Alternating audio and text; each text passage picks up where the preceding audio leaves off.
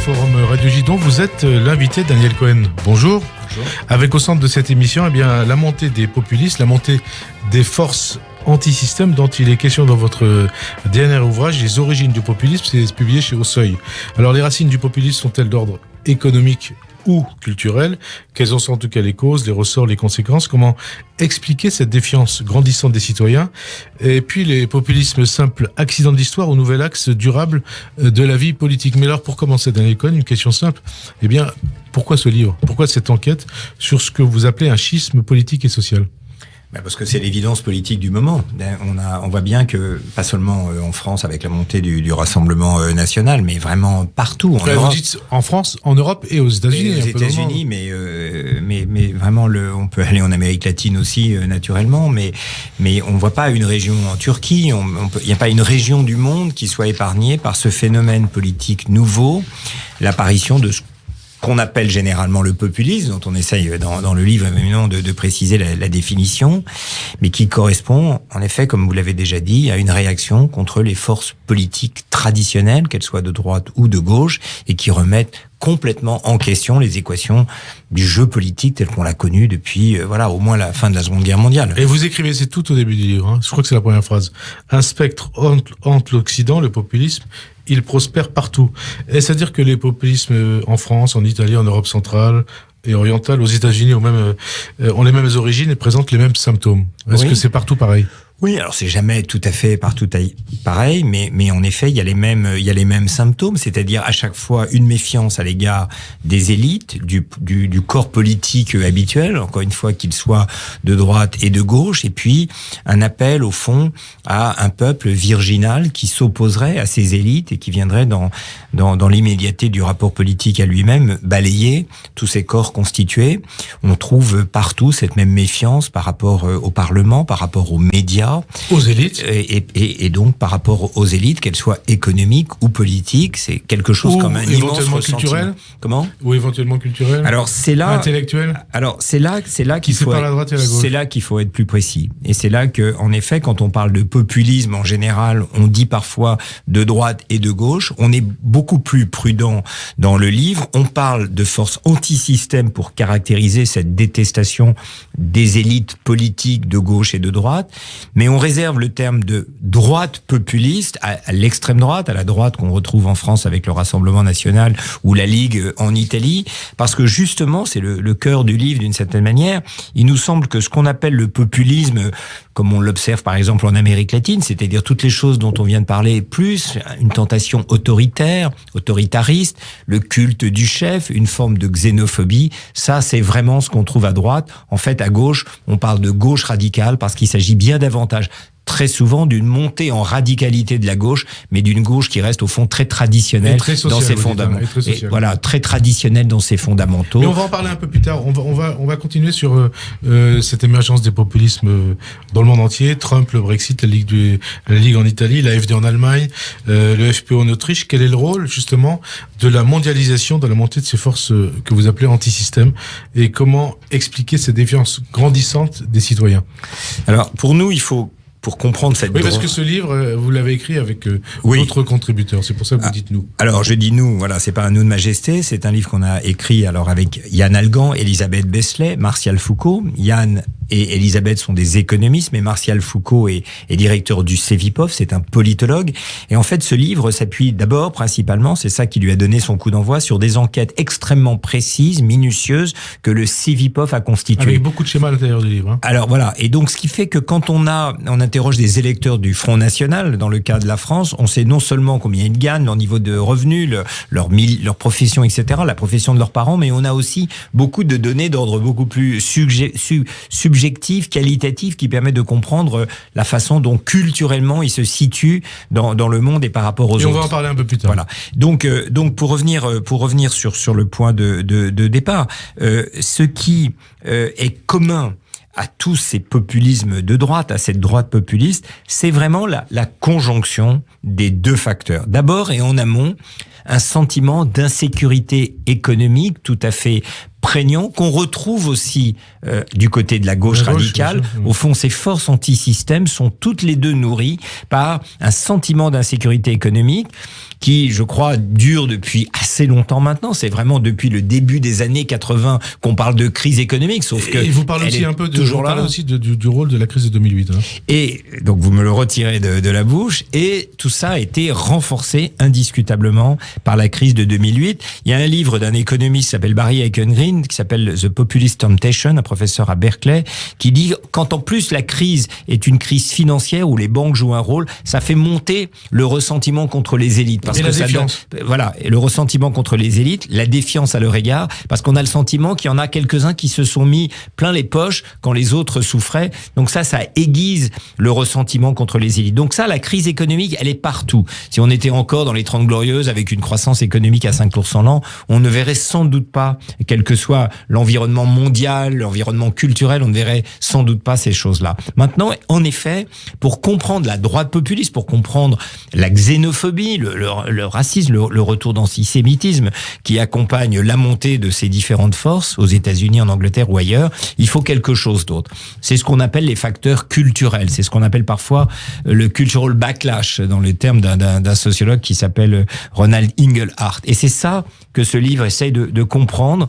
D'où vient cette crise culturelle qui fait que le ressentiment contre les élites économiques se double aussi d'une détestation des immigrés, du reste du monde, de la mondialisation. On le voit très bien avec Trump. C'est la faute des Mexicains, c'est la faute des Chinois, mais jamais la faute des Américains eux-mêmes. On va revenir sur tous ces sujets un peu plus tard, au cours de cette émission. Une question, puisque vous dites qu'il y a d'un côté les forces anti-système d'extrême droite, de l'autre les forces anti-système d'extrême gauche, les populistes de gauche ou de droite. Pourquoi ce sont toujours plutôt les nationaux populistes qui accèdent au pouvoir plutôt que les populistes de gauche? Non, les populistes de gauche sont arrivés au pouvoir, par exemple. Il y a eu Chavez, par exemple. En Grèce, ils arrivent en Grèce. Tsipras est arrivé en Grèce contre la gauche classique. Et on peut considérer qu'à l'époque, c'était un populiste? C'est-à-dire, il fait partie de la gauche radicale. C'est pour ça, nous, on n'emploie pas le terme populiste pour caractériser, on va dire, la gauche radicale qui se trouve aussi, on va dire, à Podemos, à la gauche du Parti socialiste en Espagne. On le retrouve chez Corbyn. On voit bien que c'est une gauche beaucoup plus radicale que la gauche blairiste qui pouvait exister auparavant. Vous avez parlé de l'Amérique latine. On voit aujourd'hui même l'élection d'un péroniste qui revient aux affaires alors qu'on pensait au premier tour, parce qu'il a fait 48% au premier tour. Donc c'est évidemment extraordinaire. Bon, et ainsi de suite. Donc il y a aux États-Unis, peut-être que demain, si Elizabeth Warren est élue, on pourra parler d'une gauche radicale relativement à ce qui est le centre de gravité traditionnel du parti démocrate. Mais vous voyez, ces exemples, c'est à chaque fois une gauche plus radicale que le point médian qui avait été obtenu que la social-démocratie classique. Voilà, Tsipras a montré qu'au fond, il était d'une gauche assez classique. Mais je pense que ça serait la même chose avec Podemos, Elizabeth Warren. Et Warren, c'est un exemple d'une gauche radicalisée par rapport au point médian où les Clinton ou Blair en leur temps avaient porté le Parti social-démocrate. Enfin, Tsipras a évolué quand il a été au pouvoir. Il a été évolué, mais ça montre aussi que ses fondamentaux n'étaient pas si différents de ceux qu'il a remplacés. C'est pour ça que, encore une fois, on fait vraiment la différence entre cette montée en radicalité de la gauche et cette montée en radicalité du côté de la droite qui, elle, a des traits nouveaux à cause de tous ces éléments de xénophobie, de racisme qui avaient, depuis la fin de la Seconde Guerre mondiale, été mis sous le tapis en réalité. Et vous notez aussi qu'il y a, quand on vous lit, on se dit, il y a deux cas particuliers, deux révélateurs du problème. Le cas de la France, avec la qualification de Marine Le Pen au second tour de la présidentielle de 2017, et puis le cas de l'Italie avec l'arrivée au pouvoir de la Ligue. Oui, parce que en fait, chaque cas est un peu différent, mais en tout cas, ce qui est commun, c'est pour rester à ce niveau-là, et on parlera après des facteurs plus culturels. Ce qui est commun à toutes ces situations politiques, c'est encore une fois une montée en radicalité de la gauche et de la droite partout. Ce qui est exceptionnel en France, c'est que cette montée en radicalité de la gauche et de la droite, dans le textbook, dans le livre d'analyse des choix politiques, normalement, c'est bizarrement peut-être favorable au centre. À partir du moment où on a une gauche beaucoup plus radicale, une droite beaucoup plus radicale, ça ouvre un chemin au centre. Parce que on a plus d'espace au centre après qu'avant, puisque la gauche et la droite se sont tous portés à leurs propres extrêmes. En fait, il n'y a qu'en France qu'en France, avec l'élection de Macron, que cette polarisation plus forte de la vie politique a laissé place à un candidat, on va dire, centriste, tout simplement. Peut-être à cause de la division des autres partis. Non, mais regardez, on peut tout à fait dire que ça aurait dû faire la même chose, ça pourrait faire la même chose aux États-Unis. Le candidat centriste, Biden, est en mauvaise situation aujourd'hui et on voit bien que ça va se jouer peut-être entre Trump et Warren. On aura peut-être une contradiction ici. Regardez, en Angleterre, vous avez une droite portée par Johnson, qui est vraiment tout à fait déportée sur sa droite, sur son nationalisme, etc., par rapport à ce qu'était le centre de gravité d'un Cameron encore. Et puis une gauche qui, elle aussi, avec Corbyn, va beaucoup plus sur la gauche. Plus radical, oui. Alors ça donne un petit espace au parti libéral-démocrate qui est macronien, pour le dire, mais enfin il fait 12-13% aux élections européennes, pas plus que ça. On pourrait multiplier les exemples pour montrer qu'en fait, un peu partout, cette radicalisation sur la gauche et sur la droite entraîne une plus grande radicalisation, un mouvement de balancier plus difficile. Il y a qu'en France, où à la faveur sans doute de circonstances exceptionnelles, c'est-à-dire la gauche et la droite se sont effondrées en même temps, aussi parce que effondrées, divisées. Effondrées, et donc ce faisant, elle a laissé un espace pour un candidat de gouvernement, et puis peut-être aussi que la France a une tradition gaulliste, bonapartiste, qui fait qu'on aime bien s'en remettre à un homme providentiel, parce que Macron est à la fois un candidat centriste, mais comme l'était peut-être le général de Gaulle et Napoléon lui-même en réalité, on passe entre les deux extrêmes, mais il y a cette tradition qui fait que on ne sait pas si c'est du centrisme ou du gaullisme qu'incarne Macron. En tout cas, on voit qu'il y a quelque chose de tout à fait particulier. C'est pour ça que le macronisme ne marche pas bien en Europe, parce que les candidats qu'il a soutenus, les Renzi et autres, se sont tous effondrés en fait. Donc il n'y a pas de relais, parce que ailleurs, c'est beaucoup plus une plus grande dureté dans le combat politique entre la gauche et la droite qui s'est observée suite à tous ces dérèglements dont on parle. Et est-ce qu'on peut dire que c'est l'Italie ou la France qui sont les pays qui soient le laboratoire de la montée des populismes ? Non, encore une fois, prenez l'Angleterre, je pense que c'est plutôt le Brexit qui est le laboratoire, enfin c'est plutôt l'Angleterre d'aujourd'hui qui est le laboratoire de cette vie politique nouvelle dont on parle. C'est-à-dire que le Financial Times, là, il y a quelque temps, c'est en train de voir que le choix qu'il avait, que les élites londoniennes éduquées du Royaume britannique, en fait, le choix qu'elles avaient, c'était entre Corbyn et Johnson. Et ça les rendait dingues de réfléchir, de penser ça. C'est-à-dire, qu'est-ce qu'il faut choisir des deux? Et elles se demandaient s'il fallait pas prendre Corbyn pour rester dans l'Europe plutôt que Johnson pour en sortir, mais en même temps Corbyn, parce qu'il a monté en radicalisation et qu'il est sur un programme un peu comme Warren de réduction considérable du pouvoir des actionnaires, par exemple, dans les entreprises, de renationalisation d'un tas de trucs. En fait, ça leur fait peur aussi. Donc, vous voyez qu'on est dans une situation comme ça de très, très grande tension. Donc, encore une fois, la France est plutôt l'exception. L'Italie est un autre très bon laboratoire, pour le coup, enfin, entre guillemets, malheureusement, du populisme, parce qu'avec Salvini, on a une alliance d'un populisme du Nord et d'un populisme du Sud, en réalité, qui s'est brisée, parce qu'ils ne sont pas de même essence, et on va voir ce que donne cette nouvelle coalition, mais très honnêtement, je lui donne pas je parierai pas beaucoup sur elle. Je pense qu'elle va très vite exploser et que la question Salvini va très vite réapparaître au devant d'ailleurs même de la question européenne. Alors vous parlez bien sûr d'économie, pourquoi vous dites que c'est la variation du taux de chômage qui est important et pas forcément son niveau? Alors parce que pour comprendre les effets de la crise économique sur le vote, le ressentiment des gens, la crise c'est un différentiel, c'est je suis dans un état quel qu'il soit et il s'aggrave. Donc un taux de chômage à 7-8%, bon en France on voit c'est pas si mal d'ailleurs. On nous dit qu'à la fin du quinquennat on sera à 7%. On sera peut-être à 7%. Vous l'économiste, on va être sans doute pas loin de 8,3 à la fin de l'année, donc ouais. Mais quelles conséquences ça a sur la vie des Français? Sur la vie des gens. Voilà, donc c'est la question, c'est est-ce que le chômage est la bonne statistique pour comprendre ce qui se passe? Je pense que le delta de chômage, la variation du chômage est une meilleure statistique. La question est même de savoir où vous êtes que de savoir si vous avez le sentiment de vous élever, de vous en sortir ou au contraire si la situation se détériore. Donc en effet, quel que soit le taux de chômage français à la fin, s'il baisse significativement durant cette période, ça sera pas mauvais et ça sera mis au bénéfice de Macron. Mais je pense que le chômage est une statistique insuffisante. C'est quoi la bonne statistique? Là, on a nous un indicateur très subjectif qui s'appelle le niveau de bien-être ressenti. On demande aux gens est-ce que vous êtes sur une échelle de 1 à 10 satisfait de votre vie, et on voit que cet indicateur en fait il est très puissant pour comprendre autour d'un certain nombre de facteurs. Voilà, et on voit qu'il est très puissant pour comprendre la véritable situation des gens. Le chômage, c'est une statistique qui compte. Évidemment, vous êtes au chômage, vous perdez de la satisfaction. Avoir dans votre famille quelqu'un qui est au chômage, ça compte aussi. Mais tout simplement avoir une stagnation de votre revenu, enchaîner les CDD, ça ne se retrouve pas dans les statistiques du chômage. Être propriétaire ou pas de son logement, ça fait partie de toutes les choses qui contribuent à l'insécurité économique en un sens vraiment très large. Parce que vous dites qui se retrouve dans cet indicateur. Parce que vous écrivez aussi, c'est le schisme économique et social qui fracture la société française. C'est lié lié à ce que vous venez de dire. Voilà, exactement. Donc ce schisme, c'est tout simplement le schisme entre ceux qui y arrivent et ceux qui n'y arrivent pas. Ça, c'est ce qui détermine, encore une fois, ce paramètre en amont de tous les autres, l'insécurité économique et donc, ce faisant, la détestation d'élites qui ne vous ont pas protégé. On reproche au gouvernement de ne pas avoir offert de protection contre les dérèglements du monde. La question de savoir est-ce qu'il existe des protections possibles qui satisferaient les gens, ça c'est une question qu'on n'aborde pas mais qui est sans doute la vraie question derrière. Et vous dites aussi que les électeurs, et ça reprend ce que vous venez de dire, vous venez de citer cette expression, la sécurité économique, les électeurs ont bien un dénominateur commun, la sécurité économique, dans la mesure où ils sont plus pauvres que les autres. Voilà, c'est ça. Il y a chez toutes ces catégories qui votent pour la gauche radicale ou la droite populiste un niveau de satisfaction très faible, lié à leur niveau de pauvreté, mais encore une fois, au-delà, lié au sentiment que l'économie les rejette. Et vous dites aussi, vous parlez une violente désocialisation des classes populaires.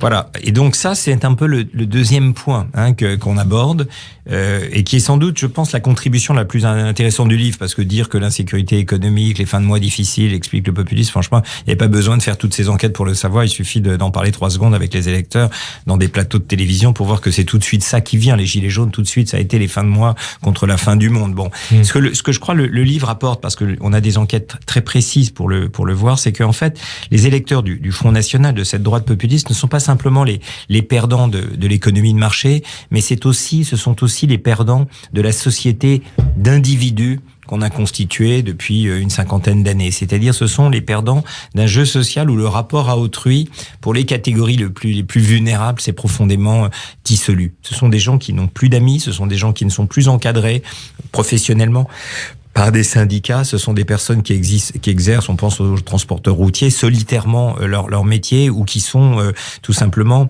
dans des villes éloignées des centres où tout s'arrête à 16h du soir. Et on a vu l'expression de tout ça avec les gilets jaunes. Et pour nous, le fil conducteur de notre enquête pour comprendre cette droite populiste, comprendre pourquoi elle est à ce point xénophobe ou raciste, c'est ce rapport à autrui profondément dégradé qu'on a mesuré dans ces enquêtes. Désocialisation des classes populaires, c'est ça.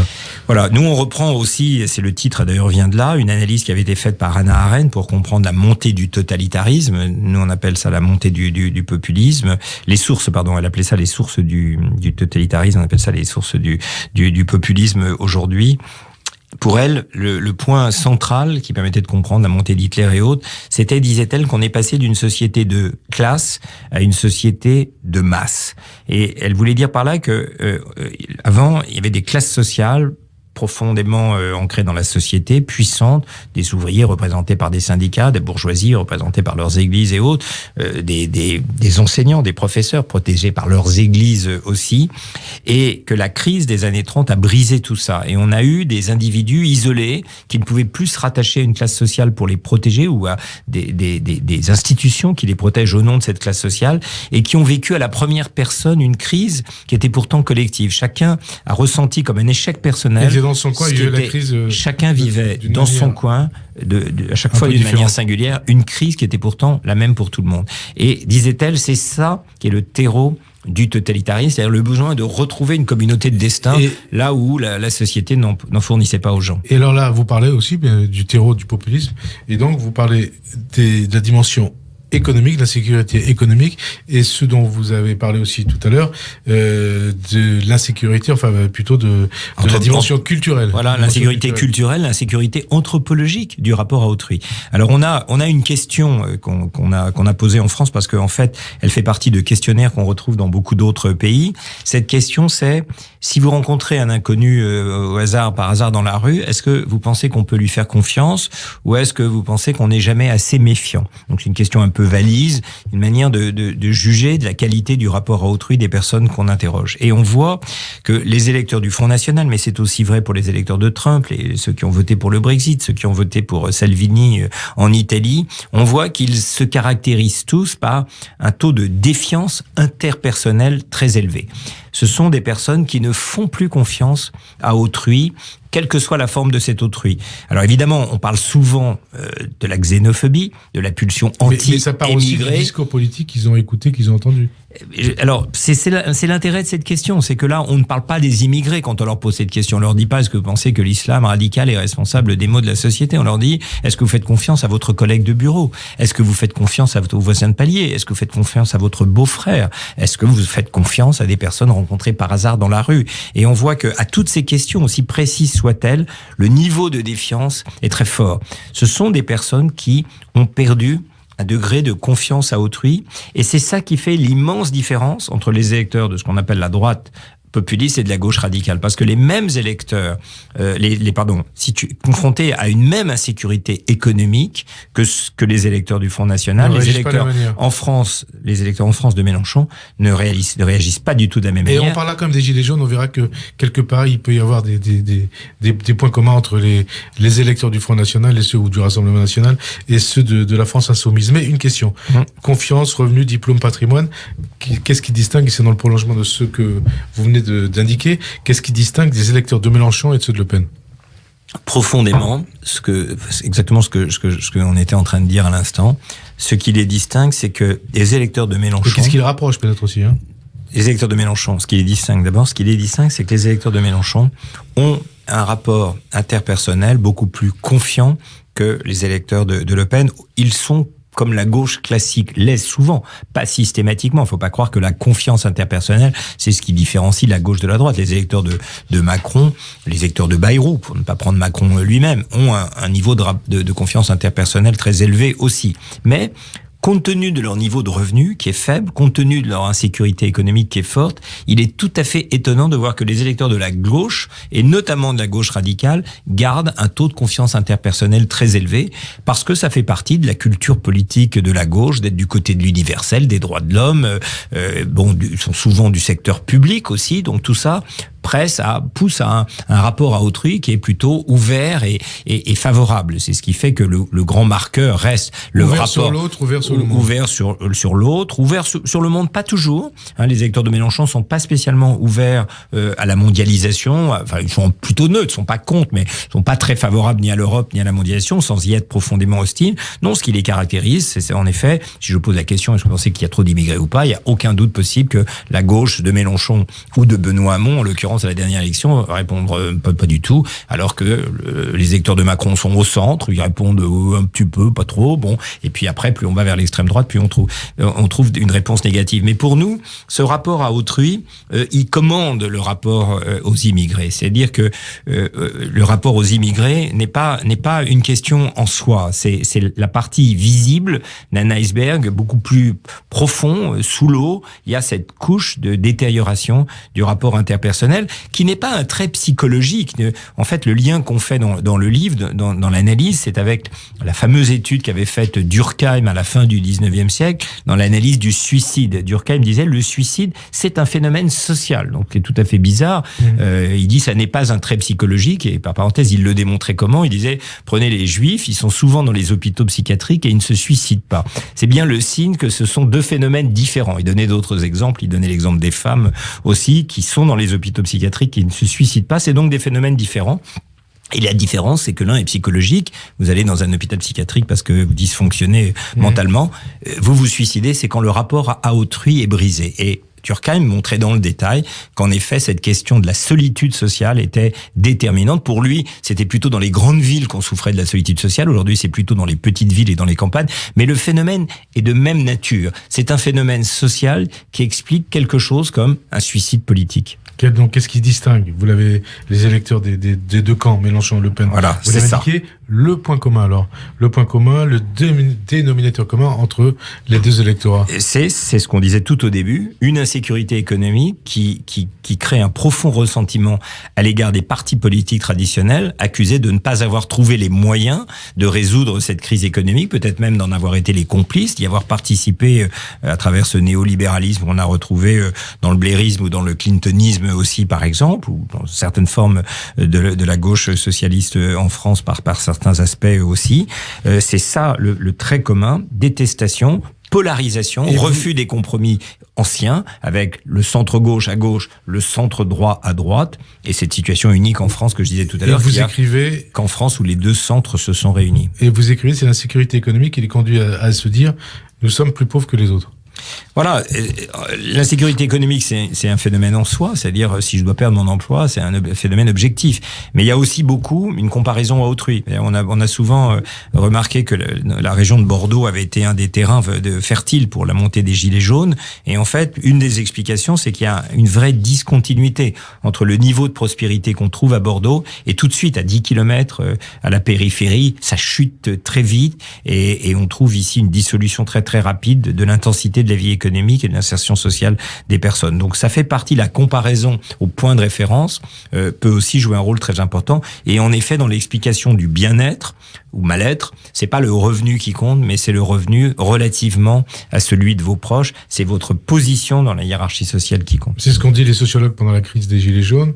Il y a les villes et puis il y a les campagnes et les villes, voilà. Les périphéries des villes. Voilà, les gilets jaunes, il n'y a pas que ça, parce que encore une fois, le transporteur routier, il peut vivre en centre-ville, il vivra dans cette insécurité à la fois économique et anthropologique du rapport à autrui. Mais les gilets jaunes ont été l'expression du fait que la lutte des classes a pris une nouvelle forme, qui est la lutte des places, on dit parfois, c'est-à-dire cette opposition, qui a été très souvent commentée entre les centres-villes, les villes où la vie économique est dense et où on est dans un rapport à autrui plus intime, ce qui est paradoxal, parce que Durkheim, encore une fois, pensait le contraire. C'est dans les villes qu'on se suicide, où on rencontre personne. En fait, non. Dans les villes, on est en général avec ses amis d'enfance, on n'est pas perdu, on garde des liens sociaux, en fait, beaucoup plus denses que dans ces territoires où, au fond, les classes populaires, après avoir été chassées des usines dans les années 60-70, ont été, dans les années 90-2000, chassées des villes. Et donc, c'est ce phénomène, cette double relégation qui s'est exprimée avec les Gilets jaunes. Alors, et c'est quelque chose qui est très, très difficile à résoudre, parce que c'est très, très difficile de ressouder un territoire quand il a été délité par plusieurs décennies de mise à l'écart. Alors, ça fait partie des leçons que vous tirez de la crise des Gilets jaunes ?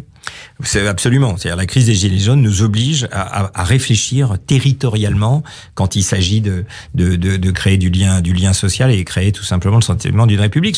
Il y avait une carte de la SNCF qui avait été montrée au début de la crise des Gilets jaunes qui était tout à fait extraordinaire. On voyait au début du XXe siècle la densité des réseaux ferrés. Puis là, à la fin, on voit que à coup de rentabilité, on ferme une ligne après l'autre. L'exigence de rentabilité économique, il n'y a plus personne, on ne va pas ouvrir une ligne, on va fermer les postes, on va fermer toutes sortes de comme on ferme des écoles. Voilà, on ferme des écoles. En fait, parfois comme des centres de petits villages de campagne sont déserts, pas de boutiques.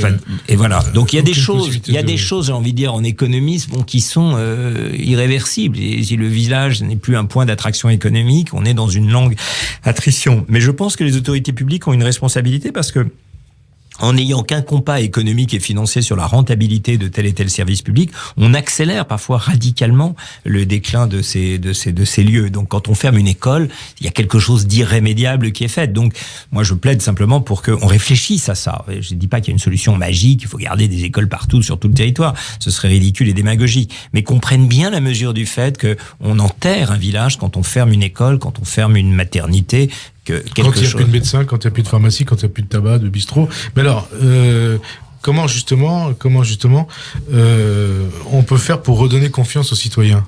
Quand après justement la crise des Gilets jaunes, est-ce qu'il est encore possible, en dépit de la montée des forces anti-système ou des populistes de gauche et de droite, redonner confiance aux citoyens?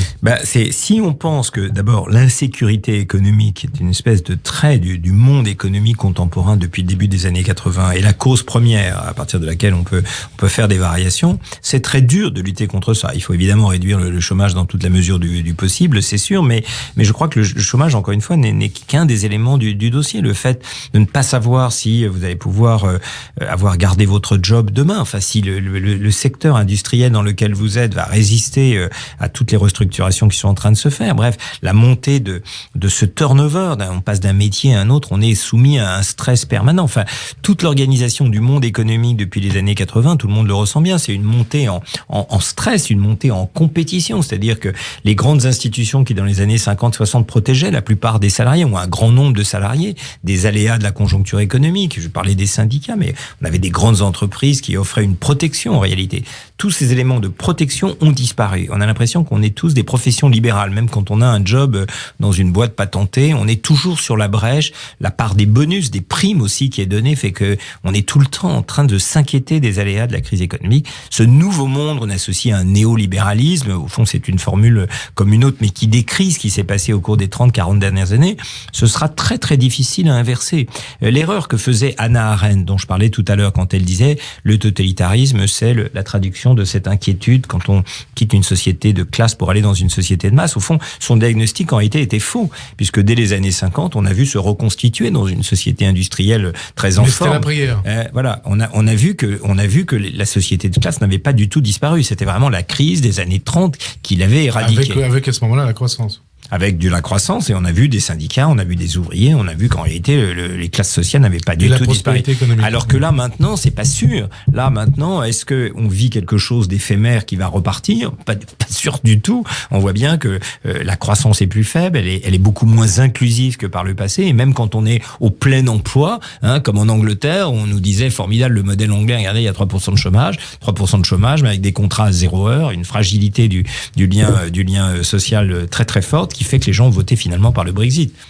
Alors, est-ce que, puisqu'on parlait de Mélenchon-Le Pen, est-ce qu'on peut assister, et puis des Gilets jaunes, est-ce qu'on peut assister à une union entre ces populismes qui se sont retrouvés aux côtés des Gilets jaunes, tous les deux, donc celui incarné par Marine Le Pen et celui incarné par Jean-Luc Mélenchon? Alors, dans le livre, on essaye de manière un peu bravache, on dit que non. Voilà, oui. On dit que cette union est impossible. C'est pour ça que je vous pose la question. Cette union ça correspond à ce que vous disiez depuis impossible.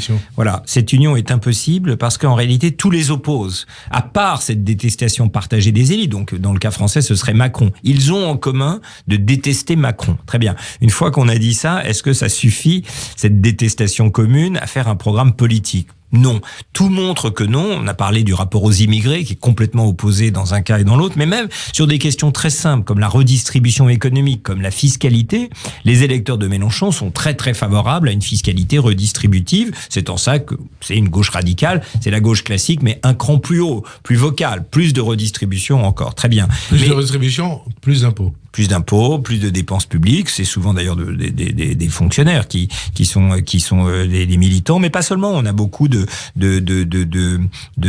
prolétaires postmodernes, c'est-à-dire des designers, des architectes qui sont dans une difficulté d'existence. Ils sont pas forcément dans le secteur public, mais il y a une aspiration à retrouver une forme de solidarité, une forme de protection que la gauche ne leur donne plus. Bon. Par contre, à l'autre côté, quand on prend les électeurs du Front National, ils sont très hostiles à la redistribution. À la question qu'on leur pose dans notre questionnaire, est-ce que vous pensez qu'il faut prendre aux riches pour donner aux pauvres ? Ça les intéresse pas. Ils répondent pas ni oui ni non. Ça les intéresse pas. Pourquoi ? Parce que quand on dit prendre aux riches, ça les intéresse parce que il y a cette pulsion anti-élite. Pour donner aux pauvres, non, pas question de donner aux pauvres parce que pour eux, les pauvres, c'est les assistés, c'est les immigrés, c'est pas du tout ce qu'ils veulent. Ils veulent être protégés du reste du monde. On voit les électeurs de Trump sont dans la même situation. Ils veulent des frontières, ils veulent des murs et ils veulent à l'intérieur de ces murs, j'ai envie de dire, du capitalisme dans un seul pays. C'est ça le type de programme qu'ils ont en tête. Donc, ils ne peuvent même pas avoir un programme. On l'a vu d'ailleurs avec Salvini et Di Maggio. C'est très, très difficile de faire un programme commun.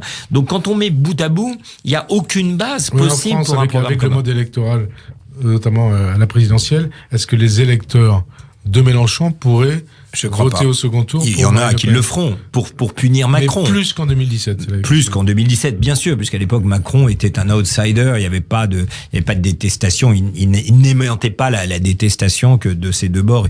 Mais l'idée que se font peut-être parfois des électeurs de Mélenchon qu'il faudra se résoudre, des électeurs, des hommes politiques propres de Mélenchon, qu'il faudrait se préparer à voter pour Le Pen parce que c'est la seule façon de se débarrasser et de Macron et de l'Europe et de tout ça. Je pense que c'est illusion. Ça sera plus serré que la dernière fois, mais je ne crois pas qu'il y ait une base possible. Encore une fois, la France est une exception. C'est pour ça que c'est difficile de faire des prédictions. Partout ailleurs, la gauche se radicalise et essaye d'entraîner le centre-gauche. La droite se radicalise et entraîne, on l'a vu avec Trump et les Républicains, le centre-droit. Il n'y a qu'en France que cette question se pose où une union des deux pourrait se poser pour battre le centre. Et alors, en quoi les populismes d'aujourd'hui, en quoi, ou peut-être ne le sont-ils pas, se sont à rapprocher ou non des populismes d'avant-guerre?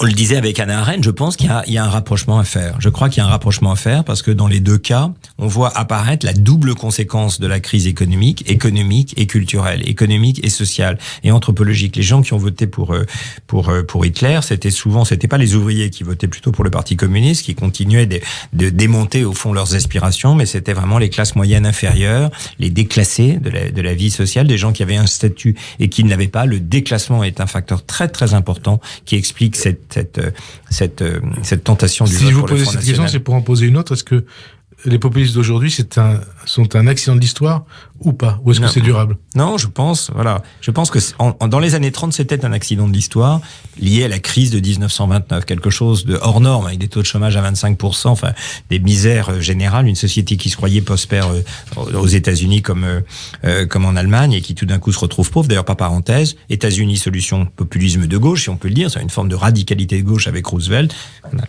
En Allemagne, l'autre versant, ce qui montre bien qu'il y a toujours ces deux versants possibles et que ça peut basculer d'un côté ou de l'autre en faveur de toutes sortes de circonstances. Il s'est trouvé dans le cas de Roosevelt que le sortant était républicain, c'était ouvert, donc ça a favorisé les démocrates rien que par le jeu de l'alternance et ça lui a ouvert la possibilité de déployer son programme qui a séduit, il a pu rester ensuite. Mais c'est toujours très très incertain de quel côté ça tombe au fond, au bout du compte. Donc en fait, l'accident, c'était les années 30. Là, je pense qu'on est dans quelque chose de beaucoup plus durable. Il faut être vraiment très attentif. Et j'espère que les dirigeants politiques le comprennent au fait qu'il y a beaucoup de nervosité par rapport à tout ce qui pourrait donner le sentiment qu'on continue un cran de plus vers ce néolibéralisme, cette forme d'insécurité économique présentée comme le remède nécessaire aux difficultés du temps. Je pense que cette période-là se termine, la montée des populismes ferme ce cycle néolibéral. Les gens ont besoin qu'on les rassure, qu'on leur donne de la protection. Alors évidemment, il ne faut pas étouffer la croissance économique,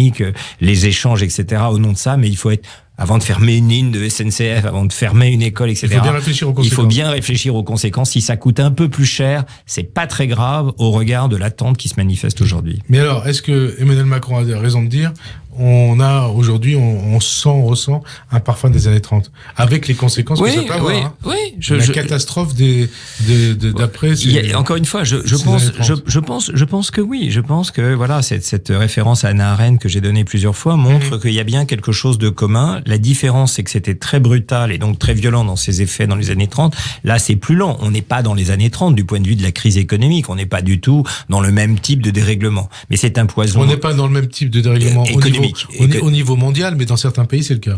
Oui, mais bon, les pays qui ont vraiment connu les années 30, c'était la Grèce. Voilà, là vraiment, on a eu des taux de chômage à 25%. Ils ont subi un effondrement du tissu économique comparable à celui qu'on a connu dans les 30. Et en plus, en l'occurrence, il y avait une circonstance aggravante, c'était que c'était la Commission européenne et le Fonds monétaire international qui leur ont imposé ces choses-là. Donc, ils avaient toutes les raisons d'en vouloir. Et pourtant, finalement, voilà, le nouveau gouvernement de Mitsotakis est centre droit. Enfin, je veux dire, on n'a pas basculé aux extrêmes. Aube dorée n'a pas fait des scores si spectaculaires. Donc, ça ne se répète pas exactement de la même manière. Il y a, grâce à Dieu, des forces de rappel, ne serait-ce que le souvenir de l'histoire qui reste encore présent. Mais c'est là, ça affleure. Et on va vivre avec ça. L'idée que le populisme, là, au détour, va partir, que cette tentation de renverser la table va disparaître, je crois, c'est une idée fausse, jusqu'à ce que peut-être on trouve un nouveau mode de croissance fort, inclusif, qu'on a connu dans les 30 Glorieuses. C'est pas pour tout de suite. On voit que la croissance ralentit partout, que même si le chômage est meilleur, on ne peut pas dire qu'on est porté par un vent d'ivresse dans le terrain économique. Et donc vous dites, tout est possible.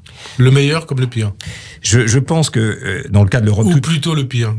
Oui, non, plutôt le pire. Moi, je pense que dans le cas de l'Europe, on a parlé de l'Italie, ça reste le baromètre de tout ça. C'est le point de gravité. C'est-à-dire que là, Salvini a quitté le pouvoir, il a fait une fausse manœuvre qui s'est retournée contre lui. Le Parlement, finalement, a réussi à lui rappeler qu'il y avait un processus démocratique. C'est pas lui, en claquant des doigts, qui pouvait l'accélérer, mais il est toujours là. La croissance économique en Italie, elle est nulle pour cette année. Elle sera sans doute très mauvaise l'année prochaine. Donc cette coalition sera très fragile. Elle subira l'ire des électeurs quand ils verront qu'ils n'ont pas apporté plus de solutions. Et Salvini, je pense qu'il a envie de sortir de l'euro. Et donc je pense qu'il va créer une crise financière considérable le jour où il sera poussé dans ce retranchement-là.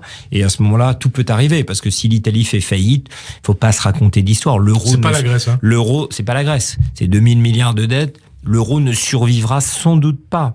même presque sûrement pas. Et à quelle échéance vous voyez cette éventuelle crise? Je pense qu'il y aura des élections italiennes.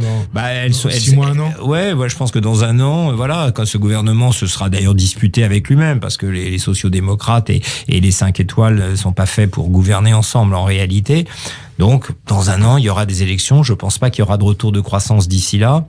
Et donc, tout est possible. Salvini revient. Alors, est-ce que, au fond, il arrive à rester sur son truc anti-migrant et à demander de l'Europe des choses que l'Europe devra aussi lui donner? Parce que, quand même, ce qu'il demande n'est pas tout à fait aberrant de partager au sein du territoire européen les migrants. Ou est-ce qu'il est dans quelque chose de plus dur, de plus radical? Ce qu'il commençait à voir au moment où il appelait les élections.